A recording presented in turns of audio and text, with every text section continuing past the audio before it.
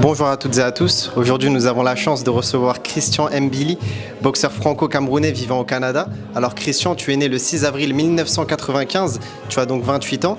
En boxe anglaise, tu décroches un titre de champion de France amateur en 2015, si je ne me trompe pas. Suite à ça, tu participes au JO en 2016 où tu perds malheureusement en quart de finale. Puis tu passes en professionnel en 2017.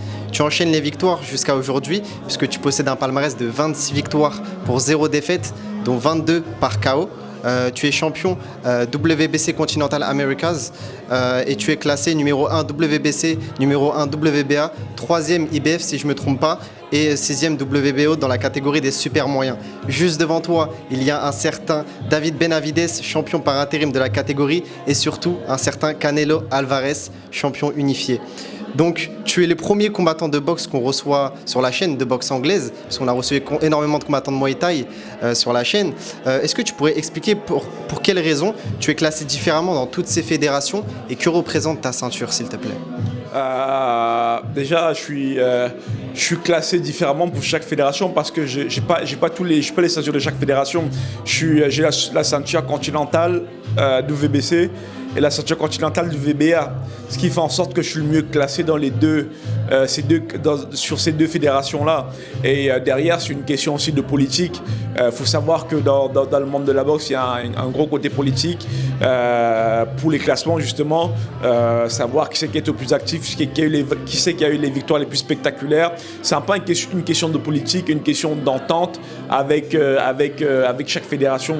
On n'a pas le même, on n'a pas les mêmes relations avec la WBC, la WBA qu'avec les autres fédérations, qui font en sorte que c'est plus facile pour mon équipe de promotion de faire un peu ce travail de lobbying par rapport à mes résultats, d'avoir des meilleurs classements dans différentes fédérations. Et que représente ta ceinture au sein de cette catégorie WBC? Cette ceinture, ça représente pour mon classement, ça représente pour le parcours que j'ai eu jusqu'à maintenant pour détailler un peu l'histoire. Les ceintures que je défends, que ce soit du VBC continental ou francophone, c'est un peu des ceintures qui te permettent de grappiller des places dans les classements. C'est pour ça que je défends toujours ma ceinture du VBA. Ceinture du VBC, c'est des ceintures qui me permettent de maintenir mon classement et de dire que ok, j'ai défendu votre ceinture avec tel boxeur, donc je mérite ma place là. C'est un peu des ceintures qui permettent de mettre la pression aux fédérations pour avoir un meilleur classement sur les fédérations. D'accord. On sait que tu vas affronter Canelo et que tu le mérites. Le problème, c'est que de par ton statut de superstar et que comme il détient les ceintures de toutes les catégories, il fait un peu ce qu'il veut. Certes, dans la fédération WBC, il a l'obligation de défendre sa ceinture, mais il a des dérogations, comme tu as pu le dire. En plus de ça, il a prévu d'affronter Jamal Charlo, le champion des poids moyens, le frère jumeau de Jermel Charlo, qu'il a affronté par le passé, champion des super welter, qu'il a battu lors de son dernier combat, et Terence Crawford, le champion unifié des poids welter. Donc Canelo veut battre tous les records, il veut vendre, j'imagine, le plus de pay-per-view possible en battant d'autres champions dans d'autres catégories. Est-ce que la solution pour toi, ce serait pas d'affronter un David Morel, champion intérimaire WBA, ou un David Benavides, champion intérimaire WBC, juste avant d'affronter Canelo? Cette question, je pense que tout le monde voudrait que ce soit le cas. Mais tout le monde de la catégorie, du moins tous les boxeurs, aimeraient que Canelo défende ses ceintures face à des boxeurs de la catégorie. Mais encore une fois, Canelo, il fait un peu ce qu'il veut. C'est un peu l'image de la boxe, c'est un peu celui qui fait tourner la boxe actuellement, c'est un peu la superstar. Du coup, il a un peu plus de bras longs que tout le monde. C'est sûr que lui, il fait ce qui est mieux pour sa légende, pour sa carrière et pour son portefeuille. On peut pas le blâmer pour ça. Il fait ce qui est mieux pour lui. Mais après, derrière, pour nous, ça nous pénalise, ça nous ralentit un petit peu parce que lui, il a des ceintures de la catégorie, mais il défend pas avec les gens de la catégorie. Mais c'est sûr qu'il pourra pas faire ça éternellement.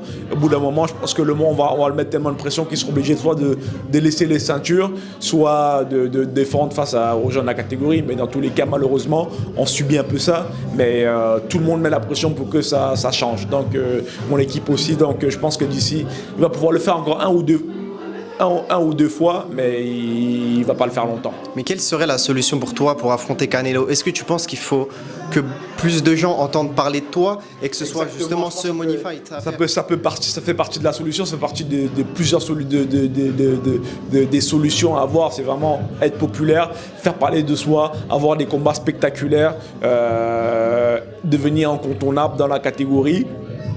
Ça fait partie des nombreuses solutions, mais tu auras beau faire ce que tu veux, si Canelo ne veut pas, il ne le fera pas. On le voit avec Benavidez qui fait des combats spectaculaires qu'on aimerait rencontrer aussi. Mais Canelo dit non, c'est non.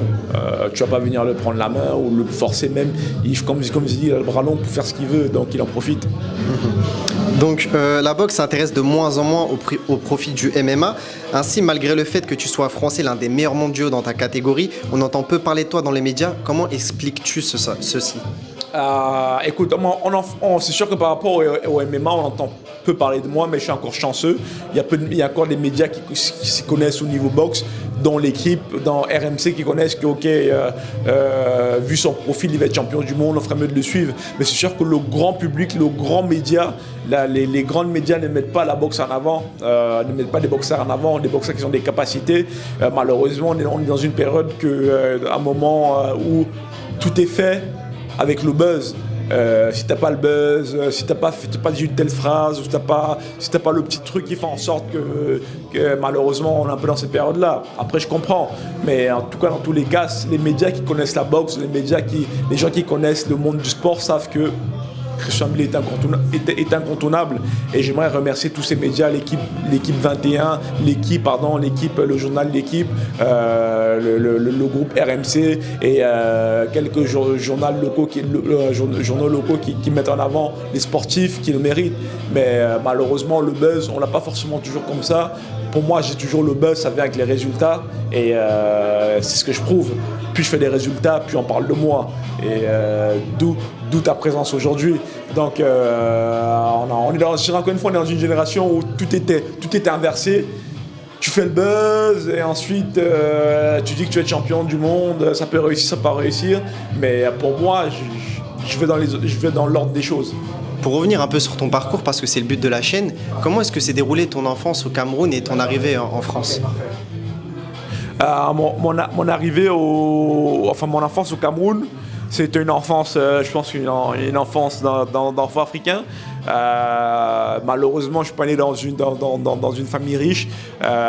J'ai été l'aîné d'une mère de famille assez jeune qui a quitté sa famille. Du coup, je te dirais que j'ai eu une vie de pauvre africain qui essayait de se débrouiller un peu dans la misère. Et ensuite, de fil en aiguille, ma mère, qui était une mère quand même assez combattante, a fait le maximum pour mettre du pain sur la table à ses enfants. Et c'est ça pour moi, c'est des souvenirs de travail, de combat. Il fallait combattre pour survivre, fallait travailler, il fallait se nourrir, il fallait payer le loyer. C'était vraiment un combat au quotidien. Et ensuite, au fur et à mesure du temps, par son travail, ma mère elle a réussi à nous donner une vie convenable, et par la suite nous faire ménager en France et avoir l'opportunité de faire ce qu'on aime dans la vie, et de nous exprimer pleinement avec le peu de moyens qu'on avait. Devenir la personne que je suis maintenant, c'est ça. Hassan N'Dam, Kevin Lele Sadio, Cédric Doumbé, Francis Ngannou, ils sont tous camerounais comme toi. Qu'est-ce qui fait que vous ayez autant de succès, et que représentent ces combattants pour toi? Cédric Doumbé, tout le monde, Francis Ngannou, Kevin Lele Sadio, Hassan N'Dam, écoute, c'est la diaspora, c'est la diaspora camerounaise. Je pense qu'on commence un peu.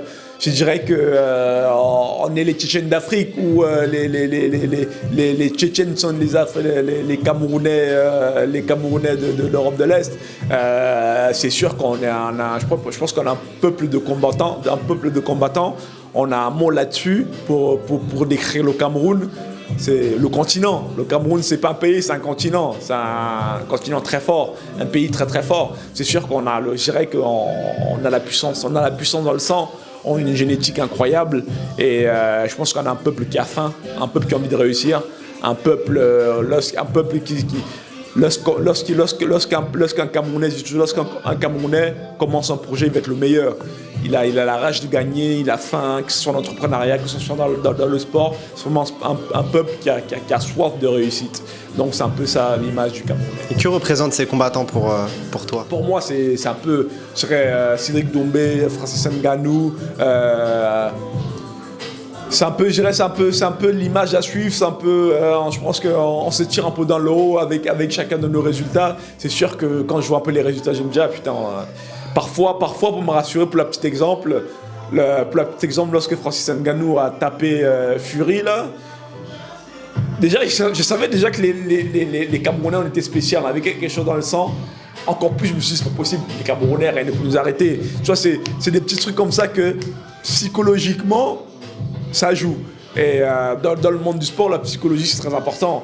Si tu sais que lui, c'est un Camerounais, et dans ta tête, tu te dis non, c'est pas possible. Tu vois, c'est un peu matrixé, mais psychologiquement, je pense qu'on se pousse vraiment vers le bas avec nos résultats. Enfin, on se pousse vraiment vers le haut. Oui, c'est ça. Pas de souci. Dernière question, en parlant de Kevin Elessadio, on a souvent entendu dire que tu voulais l'affronter, notamment sur RMC où tu as dit que pour 200 000 € ou 250 000 ce serait une possibilité. Est-ce que tu voudrais pas plutôt affronter des étrangers et que vous vous tiriez vers le haut justement plutôt que de faire ce combat? Honnêtement, ça serait la solution idéale.